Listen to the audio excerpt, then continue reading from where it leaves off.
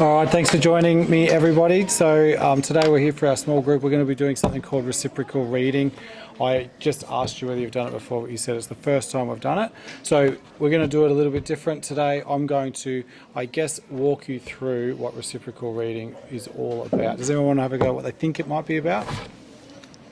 Is it like when we read a page or like a sentence and the other person reads it? Or... Well, we're all going to read the same text, so it is definitely to do with reading. And the word reciprocal just means back and forth. So what it really is having a discussion together, okay?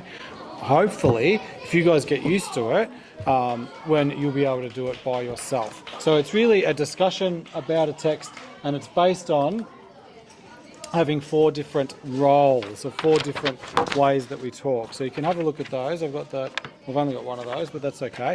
So there is the predictor, there is the clarifier, the questioner, and the summariser.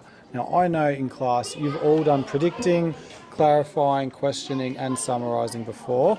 So you just use your knowledge about what that means to have a discussion. Basically that's what it is, okay? And we're going to practice using these roles today in this text. Is that okay with everyone? Yep. All right, like I said, I'm going to lead you through it because it's the first time I've done it.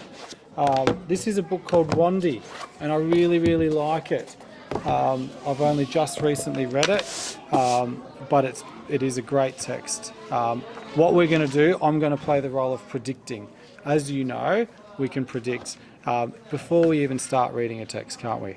So if I'm looking at this text and my job is to make a prediction, even before you open it, Eloise, we're going to make a prediction. So I can see it's called Wandy. It's obviously about a dingo cub. It says here, lost and alone, will he ever see his family again? That makes me think that it's probably a narrative, it's probably a story, and maybe the dingo cub is going to go on a big journey. Because I think about, what I know about stories is that typically the main character sometimes goes on a big long journey. That sounds to me like he's going to go on a journey. I'm looking at the picture, it also looks quite realistic. So I'm wondering if it's not only a fiction, but it's a realistic fiction because of the way that the picture's done. So I'm not sure.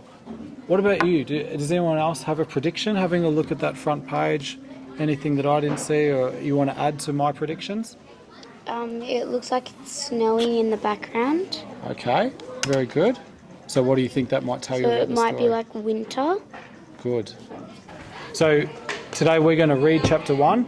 As we do that, even though we've made a prediction, what I want you to start to think about though is if there's anything that you're uncertain about or anything you're wondering about as you read, just make a little note, because remember at the end of this we're going to have a discussion. Okay? So if you've anything that you need clarifying. Also, we're going to be talking about questions that we might have or questions that we could ask about the text. Write them down if you notice them. Okay? And then we're also going to be talking about summarising, which we could do at the end, but again, if you want to, you can jot some notes down as you read, okay? We're going to get through to chapter 1. All right, off you go.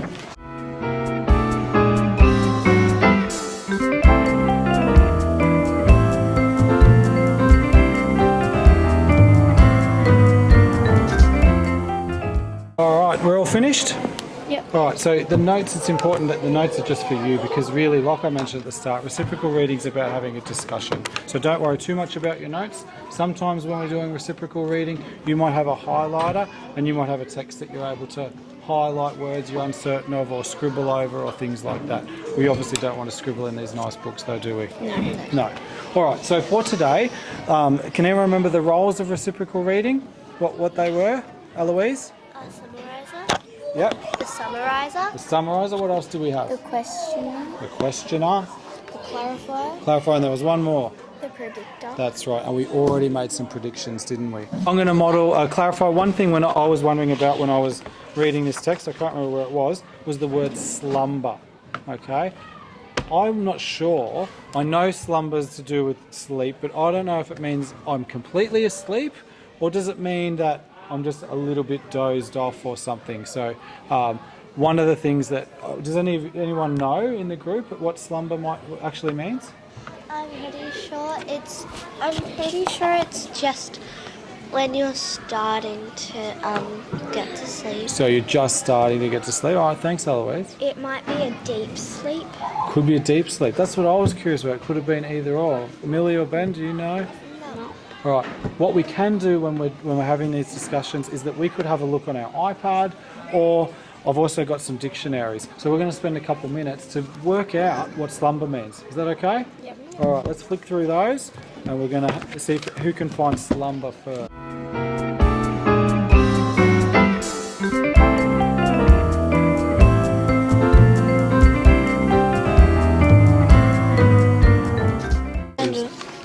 You found it. Can you read out the definition for everyone, Ben, please? Noun or verb sleep, slumberer, noun, slumberous or slumberous. Okay, so it just means the definition was sleep. Yeah. So it just means that they're asleep. Okay, very good. So that is wonderful. Can anyone find it in the book? Because I wanted to read the sentence again and I couldn't quite find it. It's on the first page. It was there in my dreams, there in my slumber.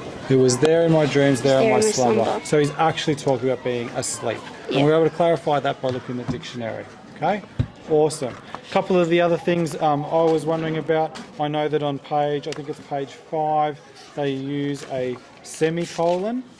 And I'm pretty good with books and literacy, but I still haven't wrapped my head around when we use a semicolon, okay?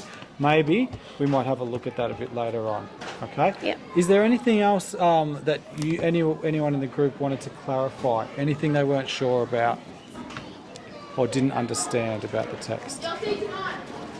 It actually was winter time. So you're confirming the prediction that we made. Yeah. Well done. It's one of my questions from the notes. I don't understand how the milk that the cub has and then it keeps it warm for a long time. Ah, because it said the nice warm milk. How is that milk warm from the mother? Yeah. Excellent. Well, that's really cool. And again, if we had our iPads today, we would go and research it. So what was another role? Let's have a look at the questioner. Okay? So the questioner is another important role in reciprocal reading, and that person just gets to ask questions. And the questions could be a direct question, so something that's right there in the text. It might be an inferential question, okay? Something where the author doesn't particularly tell you everything, but it is a question that there are clues in the text. Or it could be an evaluative question, something that's really on your own about, okay? What is the temperature where the dingo cub wakes up? I know the answer to that. What's the temperature? Well, it said it was cold because it was snowing It outside. said it was cold. But Yep. it also said it was warm because, like everyone around him was warming him up. Yeah. Perfect. So it was warm in the den, but also cold Cold outside outside. the den. Yeah. And I wanted to ask everyone, do you think his dad or his papa was more worried about the eagle or the humans? The humans. The humans, absolutely. And why do you say that? Because they can be killed by the humans, but eagles I don't think would harm them as much. Yeah, very good. So that was a right there question because the answer was in the text. Eagles won't harm them as much because they can't get foxes as easily because they're built up more than Absolutely. eagles. And humans have weapons and things like that, Yeah. don't they? Do you think the cub liked it where he was? Did he like it there? And why do you think that? Because his mum and his sisters. Because his mum and his sisters were there? Yeah. I think it's a bit of both because, yes, he's with his family and like is enjoying it in the den, but then he wants to like go exploring. He might want to leave the den Absolutely, yeah. because it could get boring. Do you think all dingoes sleep in dens? I didn't know No. that. I didn't know that. So that was something I thought maybe Some to might go like beyond. sleep in like dark places like Yeah. caves. Yeah, And like But they if they're could in, just like sleep in open ground yeah, but sometimes. If they're in like the middle of the desert or something, and there's like a rock near them, and it like curves over, they'll go sleep under the rock for shade and shelter. Sure. Do you think the author would agree that humans have caused a lot of destruction to animals? Yes. Yes. Really? What makes you say that? Because there's been lots of pollution and gas that kills animals, and humans go hunting for animals and kills them, and this is why some of our animals are coming extinct. Our very final role is the summariser. Okay, and the summariser just has to really try and capture what that chapter was all about, so that someone new knows what the main idea of the text is.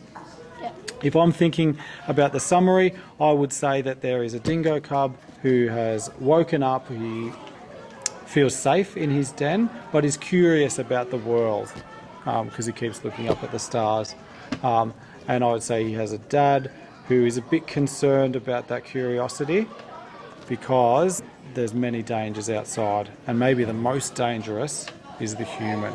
Okay, I'm trying to summarise. What do you think? Is that an okay summary? Yeah.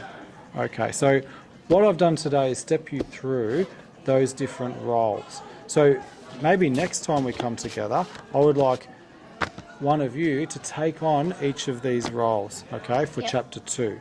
So when we read chapter 2, maybe each of you takes a role, okay, and we'll read through it together and then have a discussion just like we have today. Okay? Thanks very much for your time, everyone.